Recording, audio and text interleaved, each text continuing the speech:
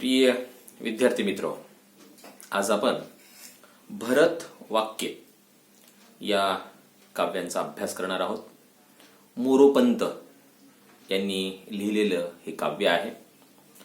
भरत वाक्य या कवितेचा अभ्यास करत असताना अतिशय महत्वाची गोष्ट अशी की संसार करत असताना किंवा जीवन जगत असताना माणसाने कसं वागलं पाहिजे, कोणासोबत राहिलं पाहिजे या संदर्भात भाष्य करणारी ही कविता आहे. 268 काव्यकृती निर्माण करणारा हा मोरोपंत तसा वाचताक्षणी न कळणारा कवी आहे. अवघड कवी म्हणून आपण यांच्याकडे बघतो, पण तरीही त्यांच्या कवितेच्या मतितार्थ जो आहे तो अप्रतिम आहे आणि माणसाला एका योग्य वळणावर घेऊन जाणारा असा आहे. आणि त्यामुळे ही कविता अतिशय मोलाची आहे असं माझं स्पष्ट मत आहे. भरत वाक्य हा जो काही शब्द आहे याचा अर्थच असा होतो की त्यांनी जे काही केकावली नावाचा जो प्रकार लिहिला त्यातलं शेवटचं वाक्य म्हणजे भरत वाक्य. आणि म्हणून या काव्यपंक्तीच्या माध्यमातून मोरोपंतांनी या रचनेमध्ये या काव्यामध्ये सज्जन माणसांच्या सहवासाचे व सद्विचारांच्या श्रवणाचे महत्व काय असते, कसे असते याकडे लक्ष वेधण्याचा प्रयत्न केलेला आहे. माणसाने आपला खोटा अभिमान बाळगू नये आणि भक्ती मार्गाकडे वळताना कोणत्याही मोहाला अमिषाला बळी पडू नये असे आव्हान केले आहे.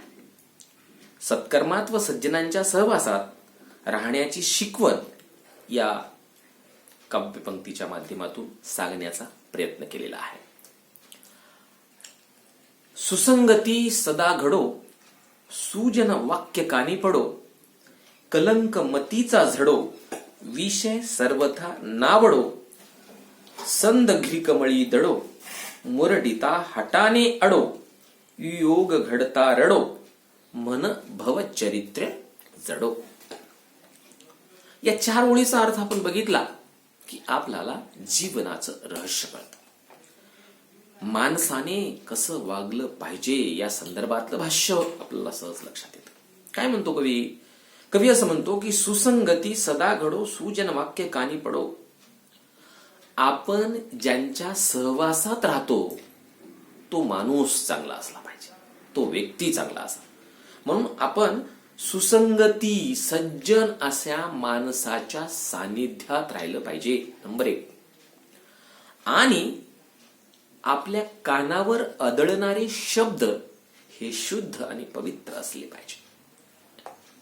माणसाला चारित्र्य संपन्न करणारे असले पाहिजे, खरे बोलणारे असले पाहिजे आणि वास्तव असले पाहिजे, ते खोटारडे असता कामा नये. आणि म्हणून चांगल्या चांगल्या गोष्टी आपल्या कानावर जर पडल्या तर त्याचं आपण अनुकरण करत असतो. आणि म्हणून चांगल्या गोष्टी आपल्या कानावर पडल्या पाहिजे असा आग्रह, असा टहास कवी या ठिकाणी करताना दिसतात. आणि म्हणून काय ऐकलं पाहिजे याला फार महत्व आहे. जसे आपण ऐकतो तसे आपण बोलतो, हा नैसर्गिक नियम आहे. आणि म्हणून आपण चांगलं ऐकलं तर चांगलं बोलतो, म्हणून आपण चांगलं ऐकण्याचा प्रयत्न केला पाहिजे. अर्थातच चांगलं ऐकल्यामुळे आपल्याला चांगलं बोलता येतं. म्हणून आपण चांगल्या माणसांच्या सानिध्यात राहावं लागेल. कधी आपल्याला हे चांगलं ऐकायला मिळेल? जेव्हा आपण चांगल्या माणसांच्या सानिध्यात राहू तेव्हाच. कलंक मतीचा झडो, विषय सर्वथा नावडो. आपल्या बुद्धिमत्तेमध्ये, आपली बुद्धी मध्ये जर काही वाईट गोष्टी असतील, विकृत गोष्टी असतील तर ते झडून जाऊ, संपून जाऊ, नष्ट हो असं कवीला वाटतं. आणि तो असं म्हणतो की विषय सर्वथा नावडो. विषयचा अर्थ होतो मोह, कामवासना. तेव्हा आपल्यामध्ये असणारा जो मोह आहे, कामवासना आहे, ती सर्वथा संपूर्ण पद्धतीने ती नष्ट हो. ते आपल्याला आवडू नये, न आवडू, त्याच्या मोहामध्ये आपण अडकू नये, गुंतू नये, फसू नये असं कवीला म्हणायचं. आणि म्हणून ही गोष्ट पटवून देण्यासाठी कवी एक उदाहरण देतो खूप छान. काय उदाहरण आहे ते? तो असं म्हणतो की संद घ्री कमळी दडो, मुरडिता हट्टाने अडो, वियोग घडता रडो, मन भवचरित्रे जडो. कवी काय म्हणतो? कवी असं म्हणतो की एखाद्या कमळामध्ये तिथला मधुरस चाखण्याच्यासाठी एखादा भुंगा जातो, दडतो आणि तो मधुरस प्राप्त करण्यासाठी, प्राशन करण्यासाठी, शोषून घेण्यासाठी प्रयत्नशील असतो. अशा वेळी जर त्याला तिथून बाजूला काढण्याचा प्रयत्न केला, मुरडिता हट्टाने अडो, तर तो नाही म्हणेल, नको म्हणेल, त्याची इच्छा असणार नाही. कारण तो तिथे गुंग झालेला आहे, धुंद झालेला आहे, बेभान झालेला आहे, त्याला ते आवडते आहे. अशा वेळेस त्यातून बाहेर काढणे मोठं अवघड आहे, त्याला ते आवडणार नाही. वियोग घडता रडो, त्यापासून त्याला वियोग वेगळं करण्याचा प्रयत्न केला तर तो रडेल, तो दुःखी कष्टी होईल, त्याला वेदना होतील. ज्याप्रमाणे एखाद्या भुंग्याला अशा पद्धतीच्या कमळातून किंवा फुलातून बाहेर काढताना जसा त्रास होतो, अगदी तसा आणि तसाच त्रास एखाद्या भक्तांना झाला पाहिजे. म्हणजे चांगल्या गोष्टी करत असताना मन भवत चरित्र जोड, आपलं मन सुद्धा तसंच चांगल्या गोष्टींच्या मध्ये जडलं पाहिजे, गुंतलं पाहिजे. जसा भुंगा गुंतला होता तसं माणसाचं मनही चांगल्या गोष्टींच्या मध्ये जडलं पाहिजे, गुंतलं पाहिजे. हा त्याचा स्पष्ट आणि सोपा आणि साधा अर्थ आहे. पुढे कवी असं म्हणतो की संसार करत असताना, जीवन जगत असताना, न निश्चय कधी ढळो, कुजन विघ्न बाधा टळो, न चित्त भजनी चळो, मती सदुक्त मार्गी वळो, स्वत्व हृदया कळो, दुराभिमान सारा गळो, पुन्हा न मन हे मळो, तुलित आत्मबोध झालो. पुढे कवी असं म्हणतो की निश्चय कधीही माणसाचा ढळला नाही पाहिजे, निर्धार पक्का असला पाहिजे. निर्धार, निश्चय हा पक्का असला पाहिजे, तो ढळला नाही पाहिजे. कधी हे तर कधी ते, कधी असं तर कधी तसं, असं विचलितपणा असता कामा नये. असं निर्धार पक्का असला तरच बाकी आपण सगळ्या गोष्टी, हे मला करायचंय असा निर्धार असला पाहिजे. म्हणून निर्धार माणसाचा ढळला नाही पाहिजे. कुजन विघ्न बाधा टळो म्हणजे वाईट माणसांचं सानिध्य टळलं पाहिजे. आणि वाईट माणसाच्या मुळे एखादं संकट आपल्याही आयुष्यात येऊ शकतं. म्हणून एखाद्या वाईट माणसाच्या सानिध्यामुळे जर आपल्यावरती संकट येत असेल तर ते टळलं पाहिजे. कुजन विघ्न बाधा टळो, ते टळलं पाहिजे. आणि न चित्त भजनी चळो, एखाद्या भजनामध्ये, एखाद्या गोष्टींच्या मध्ये आपण एकाग्र झालं पाहिजे. चळो म्हणजे विचलित न होणे, आपण विचलित झालं नाही पाहिजे.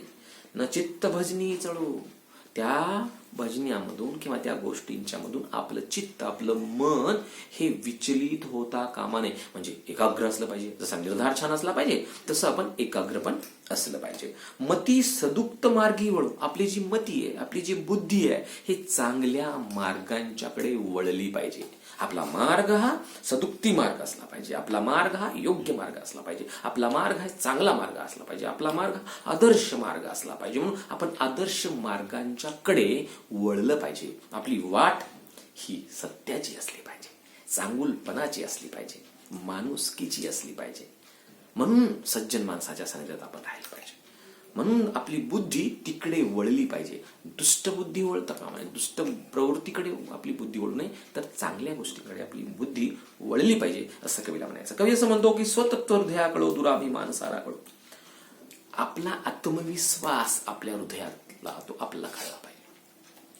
आणि आपला आत्मविश्वास, आपलं स्वत्व, आपला आत्मविश्वास जर आपल्याला कळला तर मग आपला जो काही अहंकार आहे, दुराभिमान आहे, गर्विष्ठपणा आहे किंवा विकृती आहे, हे गळून पडते. आणि ते गळून पडली पाहिजे. म्हणून आत्मविश्वासाने आपण चाललं पाहिजे, बोललं पाहिजे, वागलं पाहिजे. आत्मविश्वासाचा अंगीकार केला की दुराभिमान गळून जातो. म्हणून कवी असं म्हणतो की स्वतत्व हृदयाकडो, आपल्या हृदयाला, आपल्या अंतःकरणाला, आपल्या मनाला आत्मविश्वास कळला पाहिजे. आणि दुराभिमान जो आहे, वाईट गोष्ट आहे किंवा अहंकार जो आहे, तो गळून गेला पाहिजे. तसा प्रयत्न आपण केला पाहिजे. पुन्हा न मन हे मुळो दुरित आत्मबोध जोडो. पुन्हा आपलं मन कलुषित होता कामा नये, आपलं मन दूषित होता कामा नये, आपलं मन विकृत होता कामा नये. तर दुरित आत्मबोध जोड, ज्या काही वाईट गोष्टी असतील, ज्या काही विचित्र गोष्टी असतील, वाईट गोष्टी असतील, त्या सगळ्या जळून गेल्या पाहिजे, संपून गेल्या पाहिजे, ते आपल्याला कळल्या पाहिजे आणि संपून गेल्या पाहिजे, असं कवी म्हणतो. पुढे शेवटच्या याच्यामध्ये कवी असं म्हणतो की मुखी हरी वसो तुझी कुशल धामना मावली, क्षणात पूर्वील जी सकल कामना मावली, कृपा करशी तू जगत्र निवास दासावरी, तशी प्रगट हे निजाश्रित जना सदा सावरी. कवी असं म्हणतो की आपल्या मुखामध्ये हरीचं नाव असलं पाहिजे, देवाचं नामस्मरण आम्ही केलं पाहिजे, आणि वसो तुझी कुशल धामनावली, म्हणून या शरीरामध्ये चांगल्या गोष्टी वास्तव करतील, राहतील, वसतील. कधी? जर आपण ईश्वराचं नामस्मरण केलं तर हे शरीर सुद्धा शुद्ध होईल, पवित्र होईल, अशी कवीची धारणा आहे. कवी असं म्हणतो की असं करत असताना क्षणात पूर्वील जी सकल कामना मावली, आपल्या मनामध्ये ज्या काही सुप्त इच्छा असतील, आपल्या मनात असलेल्या भावभावना असतील, या क्षणामध्ये पूर्णत्वाकडे जातील. सकल कामना मावली. आणि या सगळ्या भावना, या सगळ्या तृप्त इच्छा, आपल्या मनामध्ये असणाऱ्या ज्या चांगल्या गोष्टी आहेत, त्याचं आपण नामस्मरण करत राहिलो, तर सकारात्मक विचार करत राहिलो, तर आपल्या भावना, आपल्या मनामध्ये असणाऱ्या भावना पूर्ण होतील. आणि मग पुढे कवी असं म्हणतो, कृपा करीशी तू जगत्र ये निवास दासावरी, तशी प्रगट हे निजाश्रित जना सदा सावरी. हे ईश्वरा, तू कृपा कर तिन्ही याच्यावर. म्हणजे आपण सातत्याने असं म्हणतो ना, स्वर्ग आहे, पाताळ आहे, नाही का? तर तसं जी काही पृथ्वी असेल, या सगळ्यावर तुझी कृपा सारखीच असू दे. तिन्ही लोकांच्या मध्ये जगत्र निवास दासावरी, या तिन्ही पद्धतीच्या मध्ये तुझे जे दास आहे, तुझे जे भक्त आहेत, तुझ्या प्रती ज्यांच्या मनामध्ये आदराची आणि प्रेमाची, आपुलकीची भावना आहे, अशा सगळ्यांवर तू कृपा कर. तशी प्रगट हे, आणि त्याच पद्धतीने जे काही तुझे भक्त असतील, त्या संपूर्ण भक्तांना सांभाळण्याचं काम तुला करायचं आहे. म्हणून ही संपूर्ण कविता जेव्हा आपण गंभीरपणाने बघतो, तेव्हा आपल्याला एक गोष्ट लक्षात येते, आणि ती गोष्ट माझ्यासाठी, तुमच्यासाठी आणि तमाम विद्यार्थी बांधवांच्यासाठी अत्यंत महत्वाची यासाठी आहे की माणसाने आपल्या आयुष्यात सदा सर्व काळ चांगल्या सज्जन माणसाच्या सानिध्यात राहिलं पाहिजे. चांगल्या चांगल्या गोष्टी आपल्या कानावर पडल्या पाहिजे. आपल्या बुद्धीमध्ये, मतीमध्ये काही वाईट गोष्टी असतील तर ते निघून जाण्याचा किंवा काढून टाकण्याचा जाणीवपूर्वक प्रयत्न केला पाहिजे. कुठल्याही कामवासनेला किंवा मोहाला आपण बळी पडू नये. हे सांगताना तुम्हाला मी भुंग्याचं उदाहरण दिलेलं आहे. आपला निश्चय कधीही ढळला नाही पाहिजे, आणि वाईट माणसांच्या सानिध्यात आपण राहू नये, आणि कुठलीही गोष्ट करताना ती एकाग्र पद्धतीने आपण केली पाहिजे. आपलं मन विचलित होणार नाही, आपला आत्मविश्वास जागृत राहील, आपला अहंकार गळून पडेल, पुन्हा आपलं मन दूषित होणार नाही, आणि वाईट गोष्टी संपुष्टात येतील, अशा पद्धतीचं आपलं एकूणच वर्तन असलं पाहिजे. आणि आपल्या मुखामध्ये सातत्याने चांगल्या गोष्टी असल्या पाहिजे, ईश्वराचंच नामस्मरण असलं पाहिजे, आणि आपल्या मनामध्ये ज्या काही इच्छा आकांक्षा असतील त्या पूर्ण करण्याचा आपण प्रयत्न केला पाहिजे.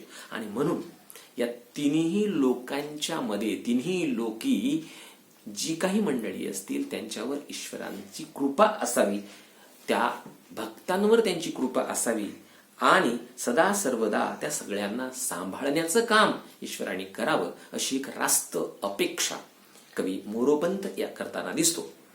शेवटी सारांश रूपाने आपणास असे म्हणता येईल की भरत वाक्य या कवितेच्या माध्यमातून कवी आपणास सज्जनांच्या सानिध्यात राहण्याचा आग्रह करताना दिसतात.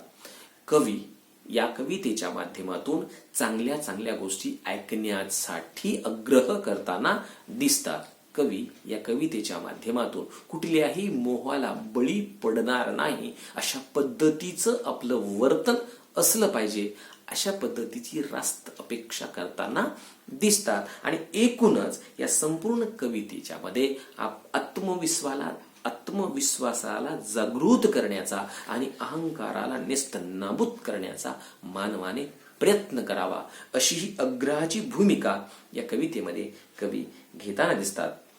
तर अशा पद्धतीची ही भरतवाक्य नावाची कविता या ठिकाणी संपते.